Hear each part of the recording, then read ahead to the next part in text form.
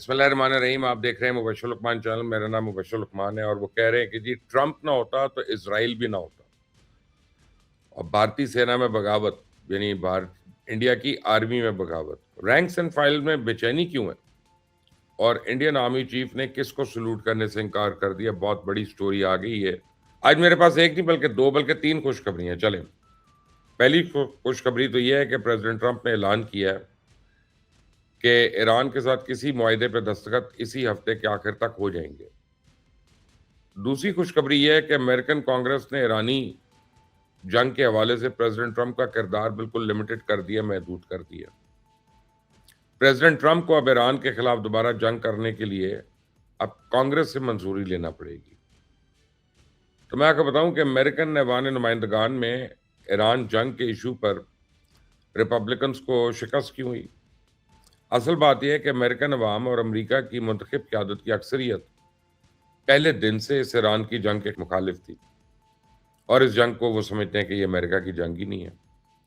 जिन दिनों ईरान पे बॉम्बिंग हो रही थी उन दिनों नेतन्याहू ने एक इश्तियाल अंगेज दावा किया था कि वो पिछले 40 साल से इस जंग की तैयारी कर रहा है और ये बात रिकॉर्ड का हिस्सा है कि इजराइल में नेतन्याहू जब भी इक़्तिदार में आया उसने अमेरिकन सदूर को ईरान के खिलाफ भड़काने के लिए हर मुमकिन कोशिश की, लेकिन माजी में किसी अमेरिकन प्रेसिडेंट ने उसको घास नहीं डाली है। बल्कि साबिक सदर ओबामा ने तो इस बात की तस्दीक कर दी कि इनके दौरे सदारत में इजराइल ने ईरान के खिलाफ जंग छेड़ने की प्रपोजल पेश की थी, लेकिन उन्होंने साफ मना कर दिया था। तो अमेरिका समेत पूरी दुनिया को इस बात पर यकीन है कि नेतन्याहू है जिसने प्रेसिडेंट ट्रंप को इस जंग में धकेला। लेकिन प्रेसिडेंट ट्रंप ने तो वाजे कर दिया है कि ईरान के खिलाफ जंग का फैसला इनका अपना था और इसमें नेतन्याहू का कोई किरदार नहीं। That Bibi Netanyahu tricked you into going into Iran. Well, they're just, the enemy. They're just, the Democrats, the UM. मैं आपको बताऊं कि ईरान के साबिक supreme leader Ali Khamenei atomic हथियारों के असूल के सबसे बड़े मुखालिफ समझे जाते थे। ईरानी उलमाए कराम एटॉमिक हथियारों के असूल के खिलाफ एक फतवा भी दे चुके हैं। मौजूदा ईरानी क़यादत आज भी एटॉमिक वेपन्स ना बनाने का वादा कर रही है और इसके लिए गारंटीज भी देने को तैयार है।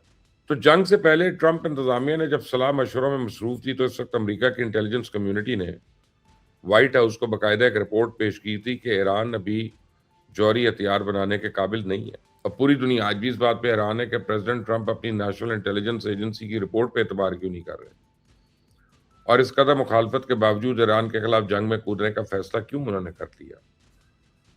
तो प्रेसिडेंट ट्रंप ने आज अपने इस फैसले की वजाहत कर दी। First one to get hit, there would be no Israel. Tell you what, if there wasn't me, there would be no Israel right now. सुब्रमानी के मुतनाज़ तकर्री के बाद इंडियन आर्मी के रैंक्स एंड फाइल्स में शदीद बेचैनी देखने में आ रही है। इंडियन आर्मी चीफ तो अपना हक मारे जाने पर बाकायदा फट पड़ा। जनरल उपेंद्र द्विवेदी ने न सिर्फ अपने नए बॉस को सलूट करने से इनकार कर दिया बल्कि मोदी सरकार को एहतजाजन इस्तीफे की धमकी भी दे दी है। मामला यह है कि अभी चंद रोज पहले यानी 30 मई को रिटायर्ड जनरल NS राजा सुब्रमानी ने इंडिया के नए चीफ ऑफ डिफेंस स्टाफ के ओहदे का चार्ज संभाला। जनरल सुब्रमानी जो है पिछले साल रिटायर हुए थे और अपने रिटायरमेंट से पहले 1 साल तक वो मौजूदा army chief general Upendra Dwivedi के वाइस थे यानी vice chief of army staff के तौर पर काम करते रहे। अब आप इंडियन आर्मी चीफ के दुख को समझें। वो बेचारा किस मुंह से इस शख्स को सलूट करे जो 1 साल तक उसका नंबर 2 रह चुका।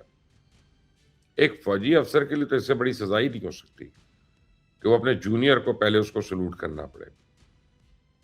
ऐसी सूरत हाल में आमतौर पे सीनियर अफसर इस्तीफा देते हैं या रिटायरमेंट अप्लाई करके छुट्टी पे चले जाते हैं। लेकिन Indian army chief general Dwivedi ने तो इतनी ग्रेस भी नहीं दिखाई। वो आज भी कुर्सी से चिमट कर बैठा हुआ है। मुझे तो इस बेचारे पे तरस आ रहा है। इस गरीब की रिटायरमेंट में सिर्फ 1 महीना रह गया। पता नहीं अगला 1 महीना वो किस शर्मिंदगी और कर्ब और तकलीफ में गुजारेगा। रोज बेचारा जिएगा, रोज मरेगा। बहरहाल इंडियन आर्मी अपने चीफ के साथ इस नाजेबा सलूक से खुश नहीं है। इंडियन आर्मी के रैंक्स एंड फाइल्स में आजकल शदीद बेचैनी पाई जा रही है और पिछले 1 साल से Indian army chief general Upendra Dwivedi अपनी प्रमोशन के लिए लॉबिंग कर रहा था। तो चीफ ऑफ डिफेंस स्टाफ का ओहदा इसका देरीना ख्वाब था और इस ओहदे को पाने के लिए जनरल द्विवेदी कुछ भी करने को तैयार था। तो इसने शैतान मोदी और उसकी तमाम चेलों की दिन रात खुशामद की, उनके जायज़ नाजायज़ काम किया, हत्ता कि मोदी सरकार की गिरती हुई मकबूलियत को सहारा देने के लिए ऑपरेशन सिंदूर की ज़िल्लत का तमगा भी खुशी-खुशी सीने पे सजा लिया। ये वही इंडियन आर्मी है जिसने मोदी की गुड बुक्स में आने के लिए ऑपरेशन सिंदूर के दौरान पाकिस्तान का नक्शा और ज्योग्राफिया बदलने के इम्काना दावे किए थे। बेचारे धोखे में मारे गए। चुड़ैल मुझे बता रही है कि आखिरी वक्त में अजीत डोभाल ने इसका पत्ता साफ किया और इसकी जगह अपना एक मंजूर नजर रिटायर्ड और जूनियर जनरल को चीफ ऑफ डिफेंस स्टाफ के आला तरीन ओहदे पे बिठा दिया। अब मैं आपको बताऊं कि जनरल सुब्रमणी का सिफारिशी सिर्फ अजीत डोभाल ही नहीं, बल्कि आरएसएस और बीजेपी की आला तरीन क़यादत ने भी इसकी डट कर हिमायत किया।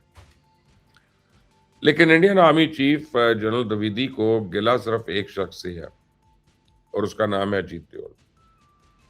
अजीत डोभाल ने आखिरी लम्हे तक किसी को अपने फैसले की हवा नहीं लगने दी, उल्टा इंडियन आर्मी चीफ को मुबारकबाद देता रहा कि भारत के अगले चीफ ऑफ डिफेंस स्टाफ आप ही होंगे। जिस दिन जनरल राजा सुब्रमणी अपने ओहदे का चार्ज संभाल रहे थे, उसी रोज Indian army chief general Dwivedi की इनके साथ जबरदस्त तल्ख कलामी हुई थी। Indian army chief general Dwivedi ने अपने नए बॉस यानी जनरल सुब्रमणी के मुंह पे कह दिया कि वो इसे किसी कीमत पे सलूट नहीं करेगा और अगर मोदी सरकार ने इसको जबरदस्ती की तो वो इस्तीफा दे देगा। तो मुझे तो यकीन है कि फटा यहां पे नहीं खत्म होगा, बल्कि अभी ये लंबा चलना है। सीडीएस अब आर्मी चीफ के ओहदे पे किसी अपने बंदे को बिठाएगा जो जनरल द्विवेदी के हमदर्दों का चुन चुन कर सफाया करेगा। लिख लें आप मेरी बात। आने वाले दिनों में इंडियन आर्मी में वसी पैमाने पे उखाड़ पिछाड़ होने वाली है। कई सीनियर ऑफिसर्स का करियर दाव पे लगेगा और 20वें ऑफिसर्स को जबरन घर भेजा जाएगा। Indian army chief general Upendra Dwivedi के साथ कोई अनहोनी नहीं हुई। तारीख गवाह है कि जो लोग शाहजादा शाह के मसाहिब होते हैं ना, इनका अंजाम यही होता है। ये कुएं के करीब पहुंच के भी प्यासे रहते हैं। तो इंडियन आर्मी चीफ ने भारत का अगला चीफ ऑफ डिफेंस स्टाफ बनने के लिए हर वो काम किया जो उसे नहीं करना चाहिए था। ऑपरेशन सिंदूर एक संगीन गलती थी, लेकिन इंडियन चीफ ने जिस किस्म के बयानात मीडिया में दिए, इससे तो लगता है किसी जनरल के नहीं बल्कि पॉलिटिशियन के बयानात हैं। ये वो आर्मी चीफ है जिसने ऑपरेशन सिंदूर में बुरी तरह शिकस्त खाई, लेकिन इसके बावजूद जीत के झूठे दावे करता रहा।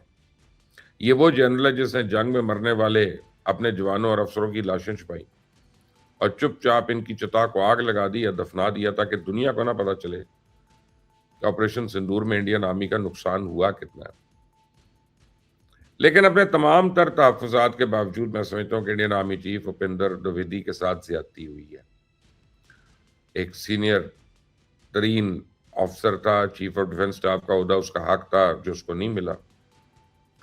शर्म से डूब मरने का मकाम तो ये कि एक जूनियर जो कि रिटायर्ड हो चुका है, उसको उसके सर पे लाके बिठा दिया। मुझे यकीन है कि इंडियन आर्मी के वो तमाम आला अफसरान और जवान अपने चीफ के साथ होने वाले ज्यादती पे खामोश नहीं बैठेंगे। वो अपना एहतजाज रिकॉर्ड कराएंगे और इंडियन आर्मी के तमाम सीनियर ऑफिसर्स को ये बात याद रखनी चाहिए कि आज अगर वो चुप रहे तो आरएसएस और बीजेपी फौज में मेरिट का नामो निशान मिटा देगी। आज जनरल उपेंद्र द्विवेदी का पत्ता साफ हुआ है, कल को दूसरे ऑफिसर्स के साथ भी यही सलूक होगा। मेरिट के इस कत्लेआम को अगर आज ना रोका गया तो अगले चंद साल में इंडियन आर्मी आरएसएस की एक जत्था फोर्स बन के रह जाएगी। इसलिए मैं इंडियन आर्मी के रैंक्स एंड फाइल्स को बताना चाह रहा हूं कि उन्हें भी अपने चीफ की तकलीद करनी चाहिए और नए सीडीसी एस जनरल सुब्रमणी को सलामी देने से इनकार कर देना चाहिए। अगर आप इंडियन हैं और ये देख रहे हैं तो मुझे कमेंट्स में अपनी राय दीजिएगा। अपना ख्याल रखें। Until the next time, Allah Hafiz.